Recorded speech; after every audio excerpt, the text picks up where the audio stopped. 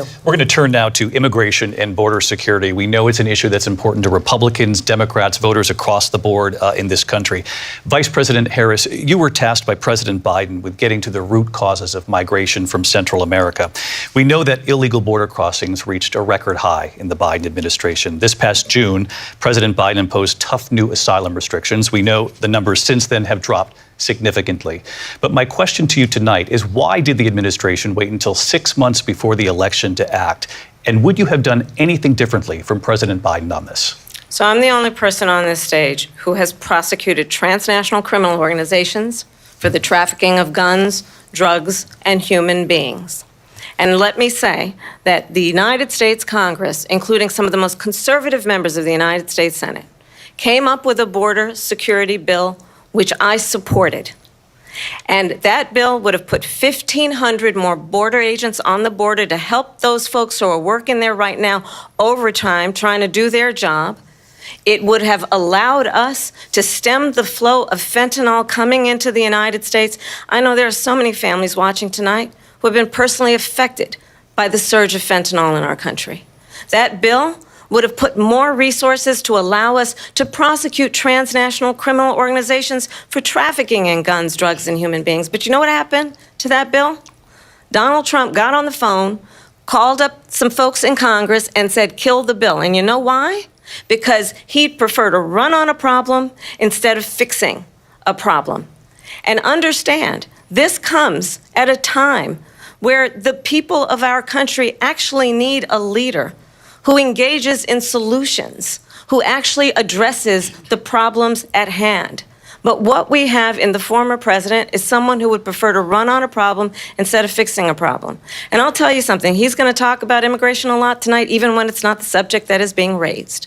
And I'm going to actually do something really unusual, and I'm going to invite you to attend one of Donald Trump's rallies, because it's a really interesting thing to watch. You will see during the course of his rallies, he talks about fictional characters like Hannibal Lecter. He will talk about windmills cause cancer. And what you will also notice is that people start leaving his rallies early out of exhaustion and boredom. And I will tell you, the one thing you will not hear him talk about is you. You will not hear him talk about your needs, your dreams, and your desires. And I'll tell you, I believe you deserve a president who actually puts you first, and I pledge to you that I will. Vice President Harris, thank you. President Trump, on that point, I want to get your response. Well, I would like to respond. Let me just ask, though, why did you try to kill that bill, and successfully so? That would have put thousands of additional agents and officers on the border. First, let me respond as to the Please. rallies. She said people start leaving. People don't go to her rallies. There's no reason to go. And the people that do go, she's bussing them in and paying them to be there, and then showing them in a different light. So she can't talk about that. People don't leave my rallies. We have the biggest rallies, the most incredible rallies in the history of politics. That's because people want to take their country back. Our country is being lost. We're a failing nation. And it happened 3.5 years ago. And what's going on here, you're going to end up in World War III, just to go into another subject. What they have done to our country by allowing these millions and millions of people to come into our country, and look at what's happening to the towns all over the United States. And a lot of towns don't want to talk. It's not going to be Aurora or Springfield. A lot of towns don't want to talk about it because they're so embarrassed by it. In Springfield, they're eating the dogs, the people that came in. They're eating the cats. They're eating the pets of the people that live there. And this is what's happening in our country, and it's a shame. As far as rallies are concerned, as far as the reason they go is they like what I say. They want to bring our country back. They want to make America great again. It's a very simple phrase, make America great again. She's destroying this country, and if she becomes president, this country doesn't have a chance of success. Not only success, we'll end up being Venezuela on steroids.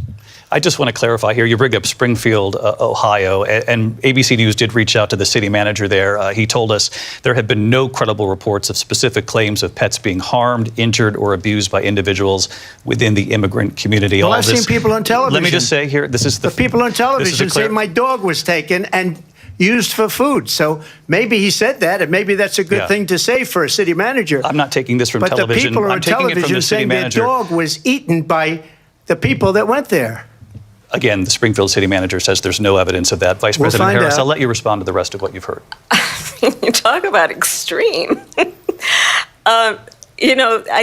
This is, I think, one of the reasons why in this election, I actually have the endorsement of 200 Republicans who have formerly worked with President Bush, Mitt Romney, and John McCain, including the endorsement of former Vice President Dick Cheney and Congress member Liz Cheney. And if you want to really know the inside track on who the former president is, if he didn't make it clear already, just ask people who have worked with him. His former chief of staff, a four-star general, has said he has contempt for the Constitution of the United States. His former national security advisor has said he is dangerous and unfit. His former Secretary of Defense has said the nation, the republic, would never survive another Trump term. And when we listen to this kind of rhetoric, when the issues that affect the American people are not being addressed, I think the choice is clear in this election. President Trump, I'll give you a quick minute to respond here. Thank you, because when I hear that, see, I'm a different kind of a person. I fired most of those people. Not so graciously. They did bad things or a bad job. I fired them. They never fired one person. They didn't fire anybody having to do with Afghanistan and the Taliban and the 13 people whose were just killed, viciously and violently killed. And I got to know the parents and the family. They didn't fire. They should have fired all those generals, all those top people, because that was one of the most incompetently handled situations anybody has ever seen. So when somebody does a bad job, I fire him. And you take a guy like Esper, he was no good, I fired him, so he writes a book. Another one writes a book, because with me they can write books, with nobody else can they. But they have done such a poor job, and they never fire anybody. Look at the economy. Look at the inflation. They didn't fire any of their economists. They have the same people. That's a good way not to have books written about you.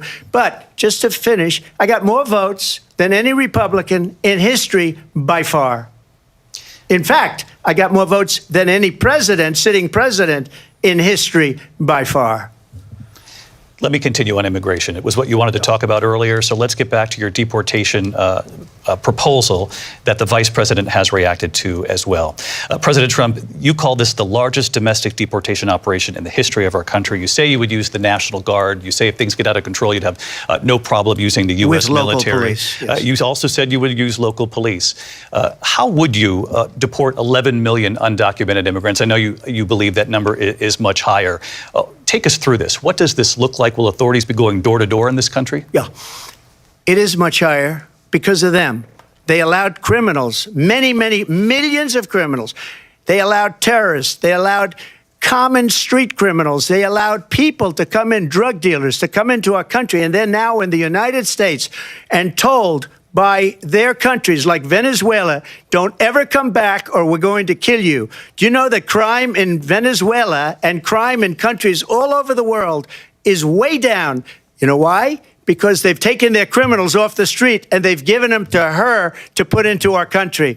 And this will be one of the greatest mistakes in history for them to allow. And I think they probably did it because they think they're going to get votes, but it's not worth it because they're destroying the fabric of our country by what they've done. There's never been anything done like this at all. They've destroyed the fabric of our country. Millions of people let in. And all over the world, crime is down. All over the world except here. Crime here is up and through the roof. Despite their fraudulent statements that they made, crime in this country is through the roof. And we have a new form of crime. It's called migrant crime. And it's happening at levels that nobody thought possible. President Trump, as you know, the FBI says overall violent crime is actually coming down in this country. But Vice President Harris, the FBI they were defrauding statements. They didn't include the worst cities. They didn't include the cities with the worst crime. It was a fraud, just like their number of 818,000 jobs that they said they created turned out to be a fraud. President Trump, thank you.